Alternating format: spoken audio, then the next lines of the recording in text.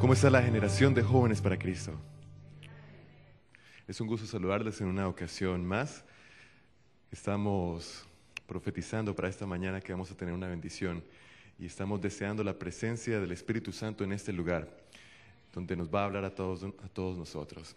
Quiero hablarles de quién nos va a acompañar en esta mañana. Ha sido profesor en Colombia, en Costa Rica, enseñando teología, y también ha participado en el seminario en extensión en los países hispanos. Ha enseñado en México y ha enseñado en Puerto Rico.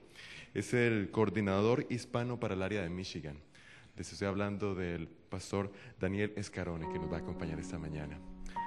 Antes de escuchar al pastor Escarone, vamos a escuchar las notas de un himno especial. Los invito para que reverentemente estemos en oración, para que el Espíritu Santo llegue y esté en este lugar. Cerca,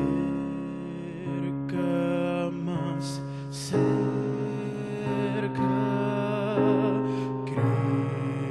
Cristo de ti, fiel Salvador y mi eterno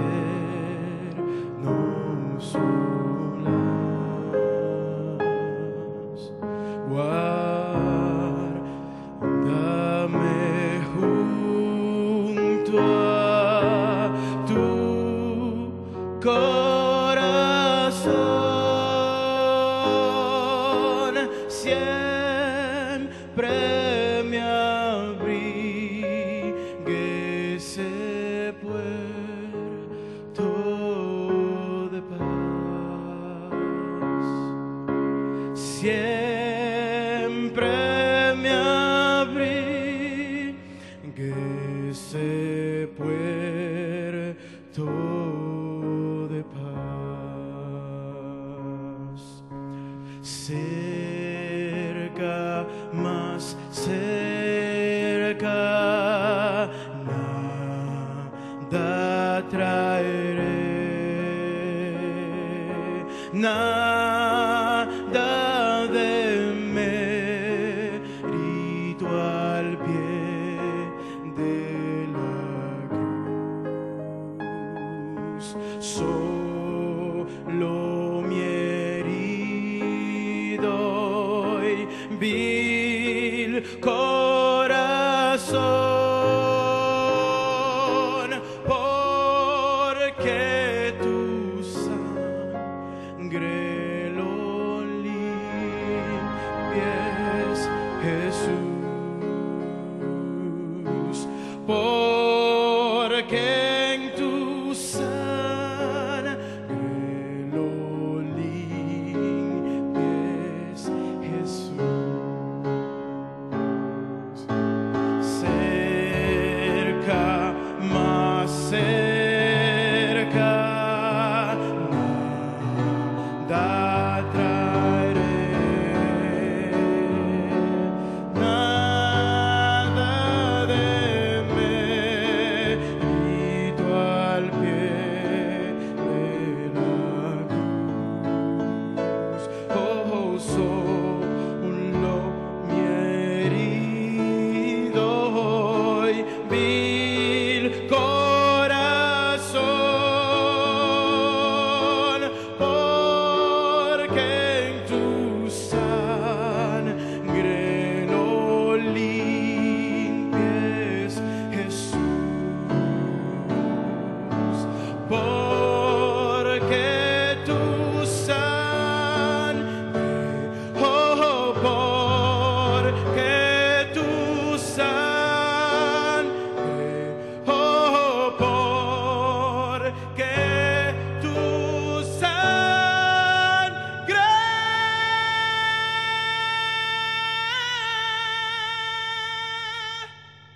lo limpies, Jesús.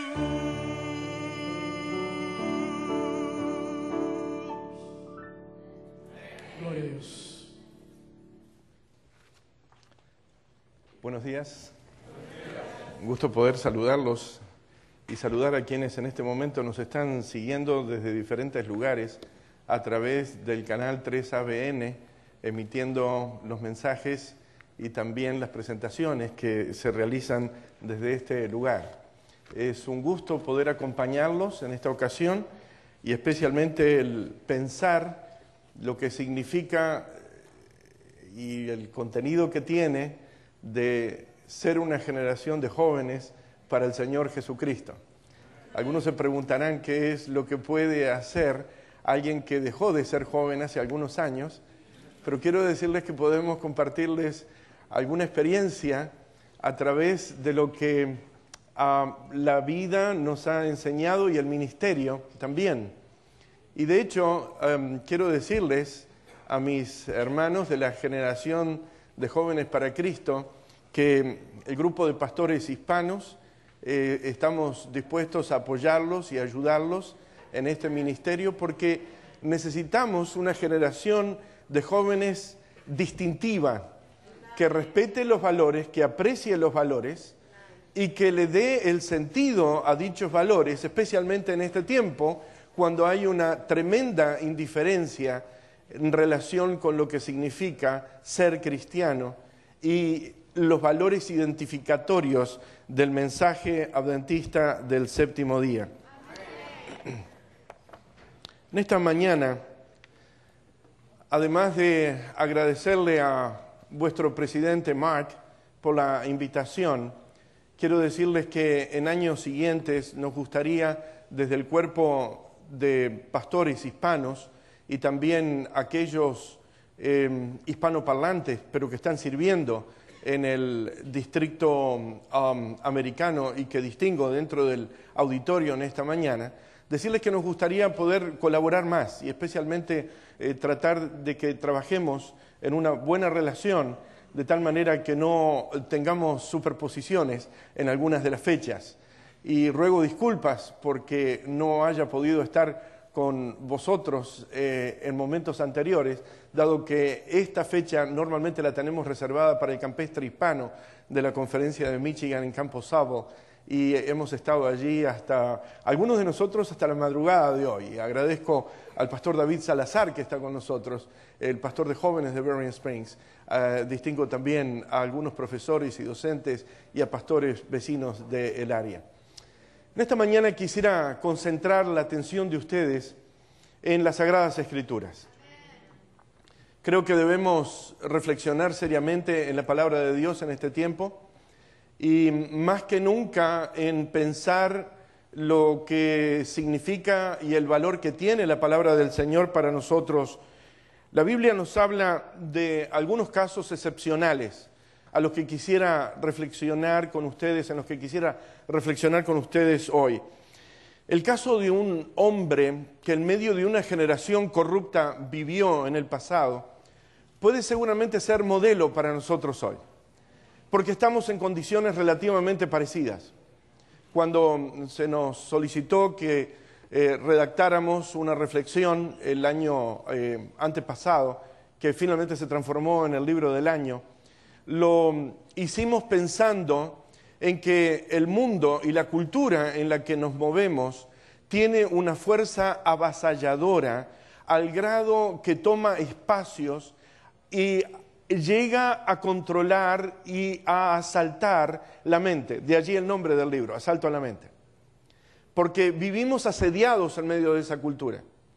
Pero eso no significa que nosotros debamos perder nuestra identidad por la presión cultural en la que nos movemos y vivimos, sino que lo que el Señor espera de nosotros, y básicamente este es el mensaje en esencia del libro, es que le demos al mundo los valores que el Señor nos ha legado a nosotros.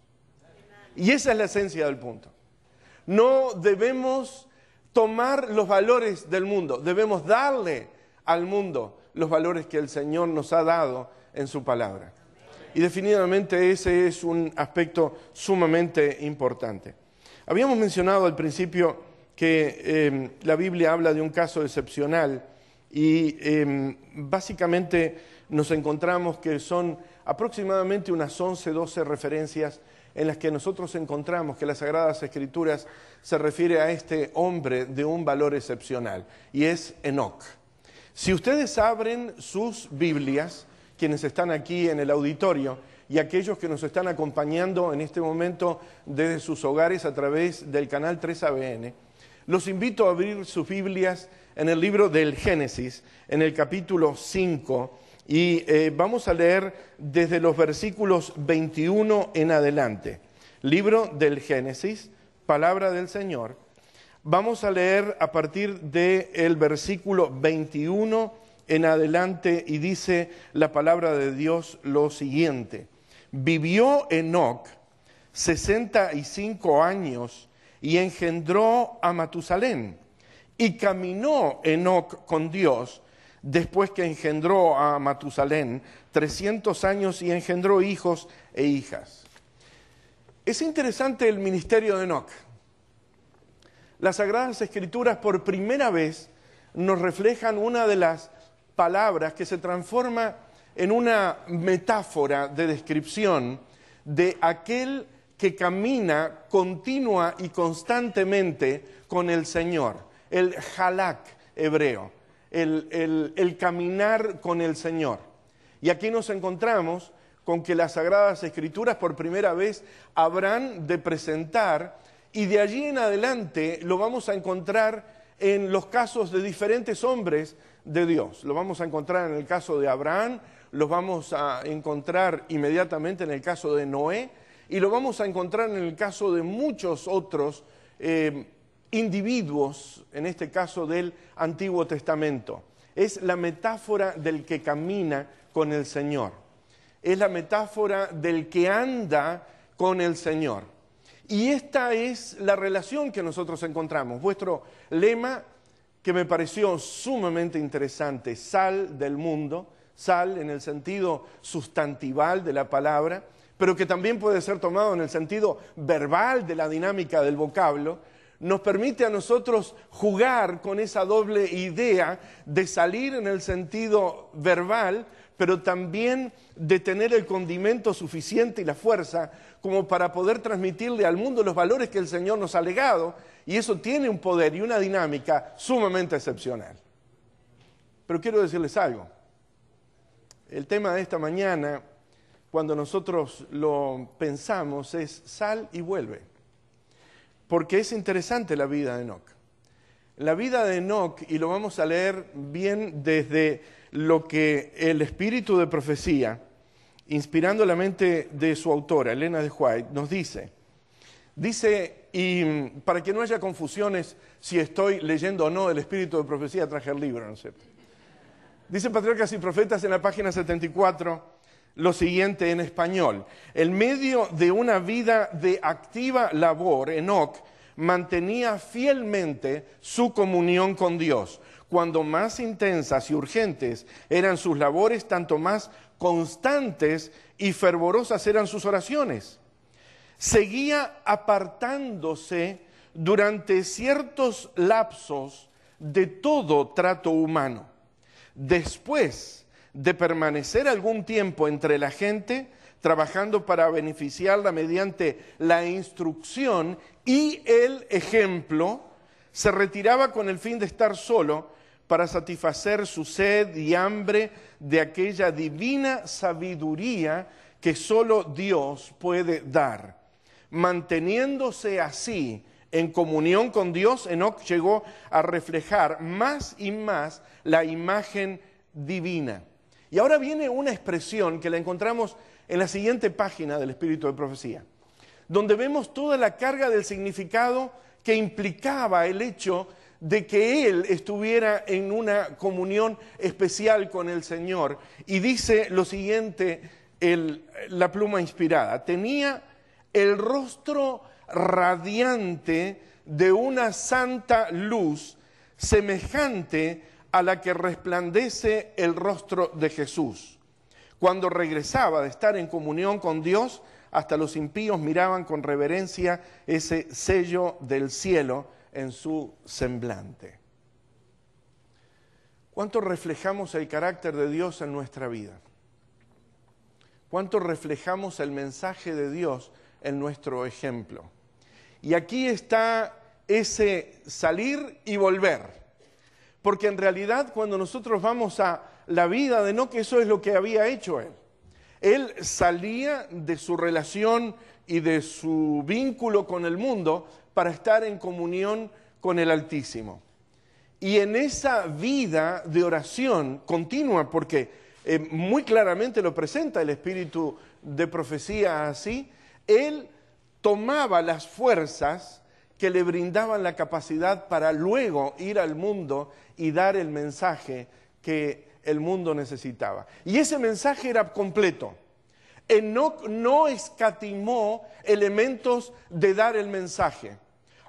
Seguramente no siguió algunos estilos que nosotros podemos llegar a tener. Cuando nuestra familia crece y nace algún vástago de nuestra generación, pensamos cómo le vamos a llamar, cuál es el nombre y qué sentido tiene el nombre. Todos los nombres hebreos, de paso, tienen algún mensaje. Recuerdo alguna vez trabajando en una de nuestras instituciones, un señor que vino a comprar al despacho del puesto de ventas de nuestra universidad, me preguntó a mí si conocía el significado de mi nombre. Y le dije, sí, creo que lo conozco. Me dijo, usted es Daniel, ¿usted sabe lo que significa ese nombre en hebreo? Dios es mi juez. Y definitivamente me dijo, sí, es cierto. Y cada uno de los nombres en el Antiguo Testamento tenía un sentido. Enoc tuvo un hijo al cual le puso un nombre. Nosotros más bien lo conocemos porque es aquel que posiblemente vivió más años, pero el nombre no era un nombre común, el nombre escondía un mensaje. Luego de que él muera, será enviado. Luego de que él muera, será enviado. Esa es una de las opciones que los lingüistas dicen que el nombre Matusalén tenía. ¿Y qué es lo que significaba con esto? Con esto quería indicar que él no estaba siguiendo protocolos del mundo, que él no estaba siguiendo las estructuras de la sociedad, que él estaba dando un mensaje incluso a través de la manera de llamarle a su hijo, porque estaba sumamente concentrado en pensar que el mundo debía conocer el valor, la importancia, la dimensión y la solemnidad que escondía el mensaje de la palabra de Dios en ese tiempo. Y cuando aquel joven, que él lo había visto nacer, habría de morir, luego sería enviado, ¿qué? ¿El diluvio? Porque él lo sabía y él lo anunciaba. Era una generación corrupta, una generación perversa, que necesitaba definidamente un mensaje de amonestación, dado con amor, dado con las palabras apropiadas, pero un mensaje poderoso en el cual la generación de ese tiempo comprendiera su condición, viera el mensaje de la palabra de Dios y reflexionara acerca de la necesidad de vivir de acuerdo con las pautas que ese líder estaba estableciendo en ese tiempo. Ese era el mensaje de Enoc. Ese era el sentido que él tenía. Y entraba en la comunión con Dios, en oración, salía de esa relación de comunión con el Señor para volver a dar el mensaje. Un mensaje que él lo transmitía con amor, que él lo transmitía con poder, pero que él también lo transmitía con una tremenda convicción. Y yo quiero decirles que en este tiempo nosotros necesitamos ser modelados dentro de ese espíritu, ser modelados dentro de esa concepción. Sal del mundo significa que no solamente debemos salir del mundo físicamente, el mundo debe salir de nosotros. Algunos básicamente han reflexionado, algunos comentadores y eruditos y estudiosos de las Sagradas Escrituras han comentado que cuando el pueblo de Israel llegó a tomar la tierra de Canaán, uno de los problemas más dramáticos que le ocurrió al pueblo de Israel era que si bien habían seguido la palabra del Señor y las indicaciones del Señor, y finalmente habían llegado y habían tomado posesión de aquella tierra prometida. Y este comentador dice, bueno, ahora estaban en la tierra de la promisión. Pero el problema, dice él, ellos estaban físicamente en la tierra prometida, pero ese mundo cananeo de esa época había invadido sus corazones. Estaban en la tierra prometida, pero esa cultura había invadido su mente y su corazón. ¿Cuál es nuestra condición en este tiempo? Yo creo que allí se debate en nuestro interior gran parte de eso que llamamos la lucha en la que nosotros tenemos en este tiempo. Y es la lucha que tienen otros también.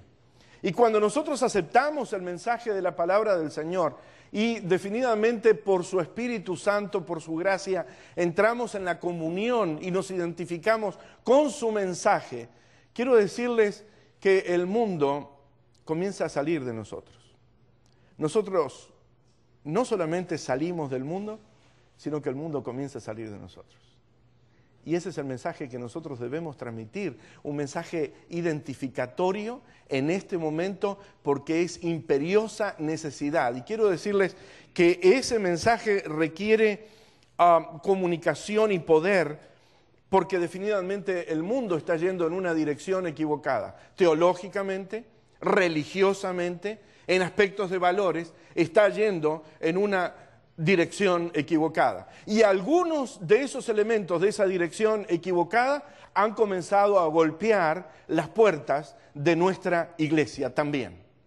Y debemos advertir, debemos identificar los elementos y debemos tener el valor de ser diferentes en medio de una generación que se preocupa y lucha por ser iguales con el mundo. Nuestra generación debe ser diferente del mundo. Y los valores que están en el mundo no debieran ser apreciados más de lo que necesitan con el único propósito de compartir el lenguaje y definitivamente dar el mensaje a la generación que nos rodea. Enoc había revelado a través incluso del nombre de su hijo lo que habría de venir. Estamos compartiendo ese mensaje con esa vitalidad y ese sentido y esa solemnidad al mundo que nos rodea, a la sociedad que nos rodea. Cuando miramos alrededor, miramos las Sagradas Escrituras y el mensaje que el Señor nos ha legado y nos damos cuenta que los valores que están en la palabra de Dios han comenzado a ser distorsionados en diferentes movimientos religiosos. Ha habido cambios. La naturaleza del mensaje ha cambiado. Los valores del mensaje están cambiados. Las señales de los tiempos nos lo están diciendo. El Parlamento británico acaba de aprobar recientemente, hace una semana atrás, de tal manera que ustedes lo puedan seguir, la experimentación embriónica de mezclar elementos de seres humanos con animales. Y este es un signo de los tiempos. Una semana atrás de que eso ocurriera, un estado de este país, California, votó la unión en matrimonio de personas de un mismo sexo, el segundo estado. Esa es otra señal de los tiempos. Los tiempos y el mundo nos están dando indicios, señales definitivamente de que las cosas que estaban señaladas en la palabra de Dios están comenzando a ocurrir. Lo estamos viendo, somos testigos de esas cosas. El mundo está yendo en otra dirección. Esa es una dirección equivocada. Tenemos que advertir, tenemos que invitar a otros con este mensaje: sal del mundo. Salir del mundo significa ya no más compartir los valores del mundo, es dejar atrás el mundo, pero volver al mundo para decirle cuál es el mensaje de la palabra de Dios. Y de allí el mensaje de esta mañana: sal y vuelve, sal y vuelve. Esa era la vida y el ministerio de Enoc: salir y volver, salir y volver. Salir significaba que él no compartía el estilo de vida. Volver significaba que él regresaba para dar el mensaje de la palabra de Dios. Y quiero decirles que debemos ser también claros en la manera en la que nosotros hablamos al mundo. A veces utilizamos alguna jerga, si lo podemos llamar así, adventista, un vocabulario que nos caracteriza dentro de nuestro movimiento religioso, al grado que algunos prácticamente no entienden algunas palabras.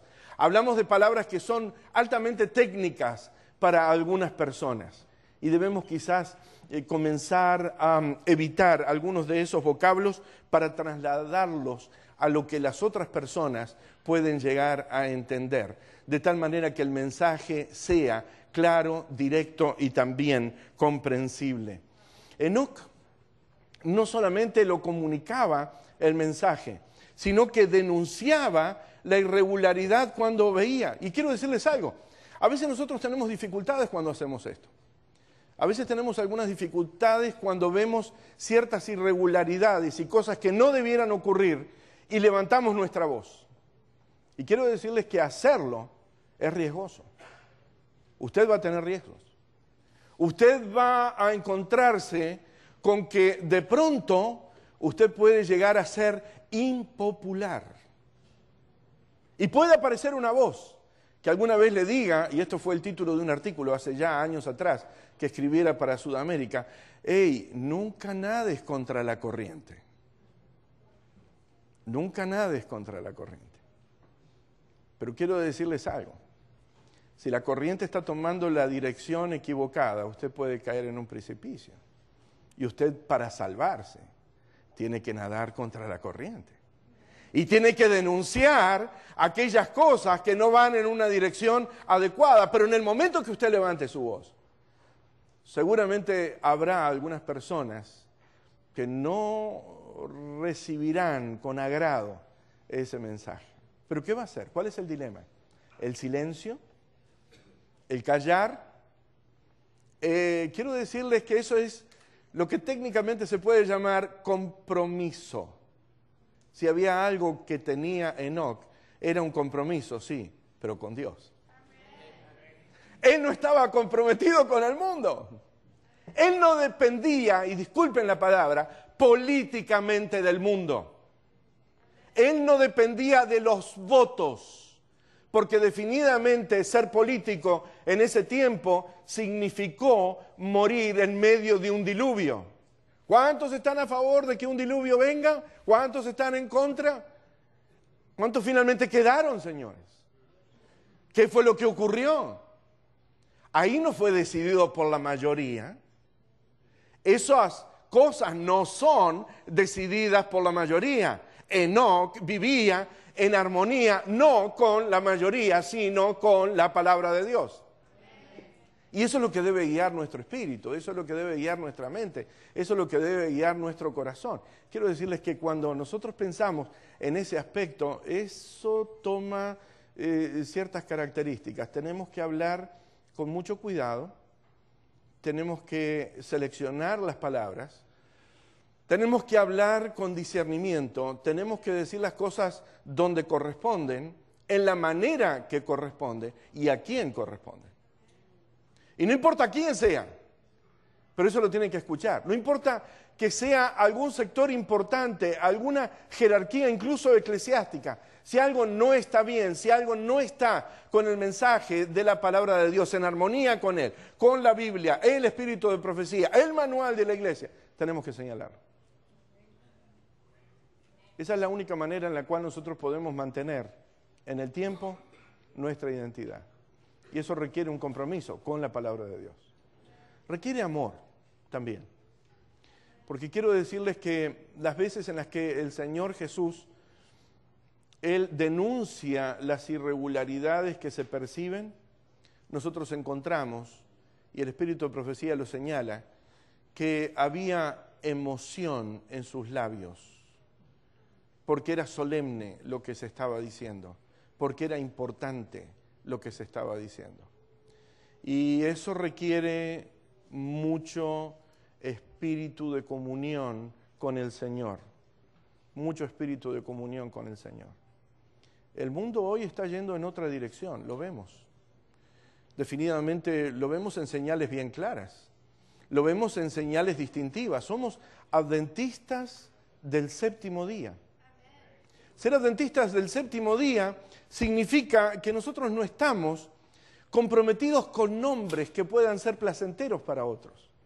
Recuerdo alguna vez que haciendo gestiones internacionales llegué a un lugar en el que preguntaban no solamente nombre, apellido, dirección, etcétera, preguntaban también religión.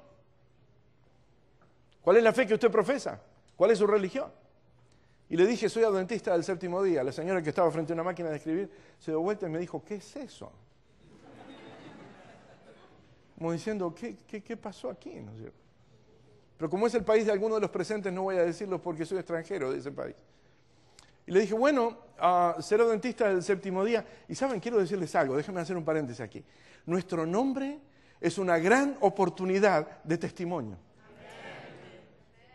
Es una gran oportunidad. Algunos le pueden decir, qué nombre raro que tenemos, qué nombre feo, no me gusta, ¿no es cierto? Es un nombre numérico, es un nombre, en fin, y le buscan algunas razones. No, es una gran oportunidad de testimonio. Porque cuando usted tiene que decir el nombre de su fe, la fe que usted comparte, usted va a decir lo que usted cree. ¿Cree en la segunda venida de Cristo? Usted cree en la segunda venida de Cristo. Somos adventistas del séptimo día, no el séptimo, del séptimo día. Y cuando decimos del séptimo día, estamos hablando definidamente del sábado también. Ahora, vean eso, cuando nosotros alguna vez estábamos dando una serie de conferencias en alguna población del interior de un país de Sudamérica, y se levantó un jerarca de una denominación mayoritaria y comenzó a impugnar dicho mensaje y también a nuestra iglesia a través de las ondas de la radio. Y trabajaba en ese entonces, estaba en ese punto como asistente del evangelista. Las veces que él no daba la serie de conferencias, me tocaba a mí. Y él quedó muy preocupado, muy asediado acerca de lo que se estaba diciendo por la televisión. Así que recurrimos al canal local, pedimos el derecho a réplica, que estaba reflejado dentro de la constitución de dicho país, y se nos concedió el tiempo. Obviamente vinieron en medio de toda esa situación, porque las personas de los medios de comunicación tratan de buscar maneras de poder llevarse bien con todos. Ustedes saben eso. Y entonces nos ofrecieron horarios como el de las 5:30 de la mañana, algún horario en el cual prácticamente no había manera en la que algún televidente o algún radioescucha pudiera estar despierto o algo por el estilo. Dijimos, no, lo queremos a la hora inmediata en la que esta persona se atrevió a decir esto de nosotros. Y bueno, finalmente después de largos devaneos nos concedieron el tiempo. Ahora el punto era qué íbamos a decir. ¿Qué era lo que íbamos a tomar? ¿Nuestro nombre? ¿Qué otra cosa vamos a tomar? Nuestro nombre. Nuestro nombre tiene un mensaje. Y ese mensaje es un gran mensaje. En primer lugar, nos permite hablar del sábado. ¿Saben lo que dijimos? Que el sábado está en los orígenes de la creación. Que el sábado está en el principio, que el sábado está allí en el libro del Génesis, cuando se registra el comienzo de las cosas, y que en ese tiempo no había aún ningún movimiento religioso. Algunas personas pueden llegar a decir el sábado fue hecho para el pueblo judío. ¿Han escuchado alguna vez ese mensaje? ¿Han escuchado esa reflexión? El sábado fue hecho para los judíos. Pero es interesante, la Biblia nos dice que el sábado fue dado en un momento en el cual no existía aún un solo israelita sobre la faz de la tierra. El sábado fue dado antes que existiera un solo católico sobre la faz de la tierra. El sábado fue dado antes que existiera un solo luterano sobre la faz de la tierra. El sábado fue dado antes que existiera un solo metodista sobre la faz de la tierra. El sábado fue dado en un momento antes de que hubiera un solo pentecostal sobre la faz de la tierra, porque fue dado a la creación, al hombre, por su creador. para que creador y criatura pudieran estar en comunión. Y ese es el sentido que tiene el sábado. Y definitivamente cuando nosotros miramos eso, ¿qué es lo que estamos diciendo? Estamos hablando de nuestro nombre, el sentido que tiene nuestro nombre y el sentido bíblico que tiene nuestro nombre. Porque nuestro nombre está dando un mensaje de valor y esperanza y le está diciendo al mundo, miren, esta es la palabra de Dios, lo que el Señor manda que nosotros hagamos en este tiempo. Cuando nosotros pensamos, de hace poco tiempo, y déjenme hacerles un paréntesis antes de llegar a la segunda parte de la respuesta, cuando nosotros pensamos lo que significa la vida incluso y el ministerio del Señor Jesucristo en relación con el sábado, ¿nunca han llegado a pensar en este punto? A veces hay algunas personas que nos preguntan por qué nosotros observamos el sábado, y de hecho cuando vamos a las Sagradas Escrituras, el sábado fue observado por el Señor Jesucristo. Mejor dicho, vamos a decirlo de otra manera. No solamente fue observado por el Señor Jesucristo, nunca dejó de ser observado por el Señor Jesucristo. Dicho de otra manera, el Señor Jesucristo no descansó en ningún otro día fuera del sábado. Y hoy nos encontramos que decenas de congregaciones que dicen seguir al Señor Jesucristo, siguiendo las huellas de Él, toman otro camino y descansan en un día en el cual el líder, fundador del mensaje cristiano, nunca descansó. ¿No les resulta eso raro, extraño? Dicen que es líder, no hacen lo que él hizo. Dicen que siguen su ejemplo, no practican lo que él practicó. Y de hecho ese es un problema realmente serio cuando nosotros vamos a las Sagradas Escrituras y les preguntamos a algunas personas que practican algunas de esas confesiones religiosas y les decimos, ¿cómo es posible que ustedes puedan tratar de armonizar este aspecto? Porque cuando reunimos el sentido del mensaje original y lo que vivió el Señor Jesucristo, estuvo en total armonía con lo que nosotros encontramos en el libro del Génesis. Y es interesante, la lectura teológica incluso es interesante. Dios crea al comienzo de la creación y descansa y está en comunión con su criatura, con el hombre que Él, Dios, creó. Y el creado, la criatura, está en armonía con su Creador y en comunión con Él. Cuando nosotros encontramos ahora en el panorama del Nuevo Testamento, el Señor Jesucristo muere en la cruz, descansa en sábado, y es interesante que redime y descansa en el mismo día en el cual el Creador y como Creador se descansó en el origen de la creación. La relación teológica está bien clara en la palabra de Dios. Es indiscutible en ese sentido. Y ese mensaje lo tenemos que compartir. Y quiero decirles que hay personas que seguramente no reflexionaron en eso, pero al verlo se preguntarán cómo está mi vida en relación con la palabra del Señor. Porque ese es el punto. Del séptimo día. Esa es la otra parte. Es interesante. Cuando nosotros vamos a la vida de Enoc, y lo podemos perfectamente conectar con Enoc, Judas señala muy claramente en esa epístola que está prácticamente al final del Nuevo Testamento, que él perteneció a la séptima generación después de Adán y que anunció la venida del Señor Jesucristo. ¿Han notado eso? Enoc, desde ese tiempo los hombres sabían que habría de venir el Señor. Ahora pónganlo de este panorama aquí. Eso fue mucho antes de que hubiera un solo judío sobre la faz de la tierra, ¿o no? Eso fue mucho antes de que hubiera un solo católico sobre la faz de la tierra. Eso fue mucho antes de que hubiera un solo luterano sobre la faz de la tierra. Eso fue mucho antes de que hubiera un solo pentecostal sobre la faz de la tierra. Por lo cual, podemos decir que los hombres creían elementalmente en el descanso en el sábado, antes de que hubiera cualquier otro movimiento religioso, y tenían la esperanza de la venida del Señor mucho antes de que hubiera aparecido otro movimiento religioso sobre la faz de la tierra. Casi que podríamos decir, eran adventistas del séptimo día mucho antes de que hubiera aparecido otro movimiento sobre la faz de la tierra. Eso es claro, es evidente. Y debemos compartir nuestra identidad. ¿Saben? Cuando nosotros pensamos en lo que esto involucra, déjenme concentrarme ahora en algunos otros aspectos. Es interesante que cuando nosotros vamos al Nuevo Testamento, este aspecto de nuestra relación con el mundo a veces establece algunas reflexiones, algunas inquietudes, algunos interrogantes.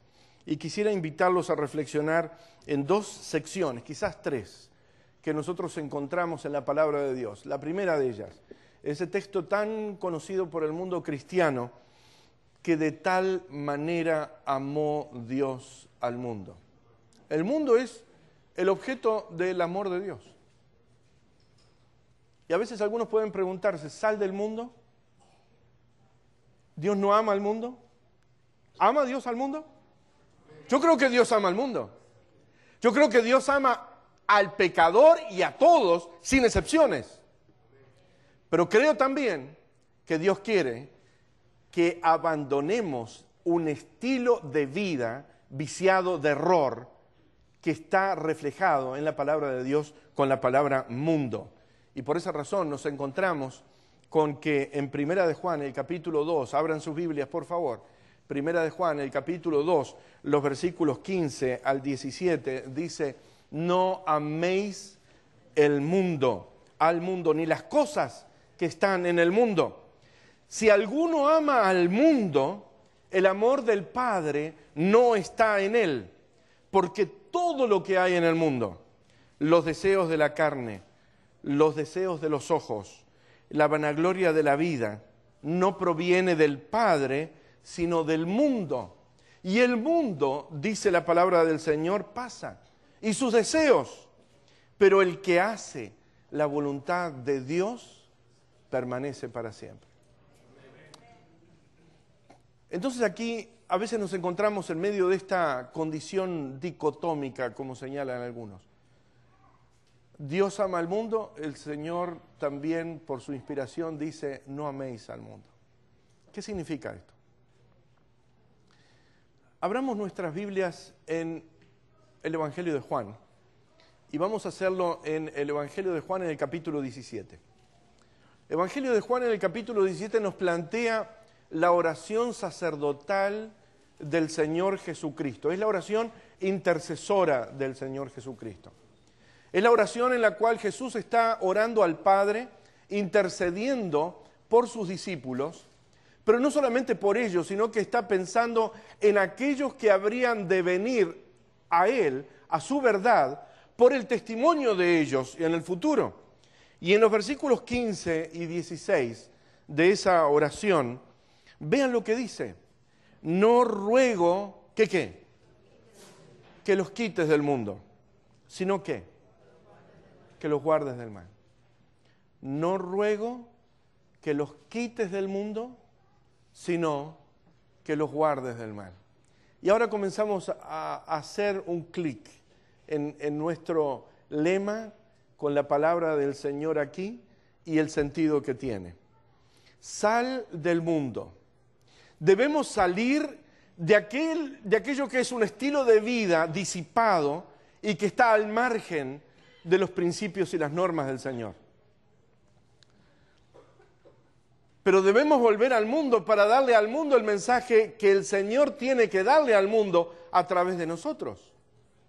Y el mundo, en cierto sentido, es la única aula que el Señor tiene para enseñarnos nuestra relación con el mundo.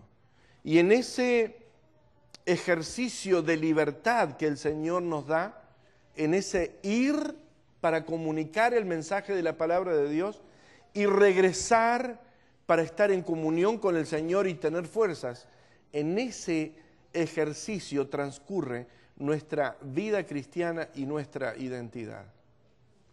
Nuestra vida cristiana debe estar en profunda comunión diaria con el Señor en este tiempo. Y debemos apartarnos de aquellas cosas que tiene el mundo y que contaminan y que asedian la mente, asaltan nuestros valores, degradan el plan y el propósito que Dios ha hecho para el hombre y definitivamente amenazan la misma existencia de los valores fundamentales de cada ser humano. Pero debemos ahora entender ese apartarse como para volver al mundo y acercarnos al mundo para hablarle con amor cristiano del mensaje de la palabra de Dios, de lo que significa ser cristiano en este tiempo, de cómo alcanzar la verdadera libertad, de cómo alcanzar paz interior, de cómo abandonar un estilo que es corrupto y degradante para vivir y reflejar lo que es la voluntad del Señor en este tiempo. Y eso es lo que el Señor quiere que nosotros hagamos en este tiempo. Él espera que cada uno de nosotros refleje esa característica, tenga esa visión, comparta ese aspecto. Y cuando nosotros entremos en esa visión, estaremos reflejando lo que Dios quiere para nosotros en este tiempo. No ruego que los quites del mundo. El mundo, Padre, los necesita. No tenemos, tú y yo, estaba pensando el Señor, ningún otro elemento para hablarle al mundo que nuestros mensajeros. Y saben, cada vez que ordenamos aquí en Campo Sable a nuevos obreros, nuevos pastores, cantamos ese himno que dice, al mundo id, al mundo id. Porque el mundo debe escuchar lo que nosotros tenemos que darle al mundo. No nos equivoquemos. Nosotros no tenemos tanto que escuchar lo que el mundo está dándonos a nosotros. Hay tanta manipulación en los medios de información, hay tanta distorsión en ellos, que nosotros debemos entender que aquel que no ha manipulado su información, el único que no lo ha hecho, es nuestro Padre en los cielos. Y ha inspirado las Sagradas Escrituras para que nosotros demos esa noticia de Christian Media. Los medios de comunicación cristianos únicos son la palabra de Dios. Y eso es lo que nosotros tenemos que transmitir en este tiempo a una generación que se ha alejado. Ser una generación de jóvenes para Cristo significa tener el valor y el poder de levantar la voz y la identidad del Señor ante el mundo y decirle al mundo lo que el mundo tiene que escuchar, lo que el mundo necesita escuchar. Nosotros no debemos ser espectadores del mundo, debemos darle al mundo la cultura de Dios, el mensaje de Dios, la palabra de Dios y la salvación que el Señor tiene para el mundo en su palabra a través de nosotros como ministros de ese mensaje.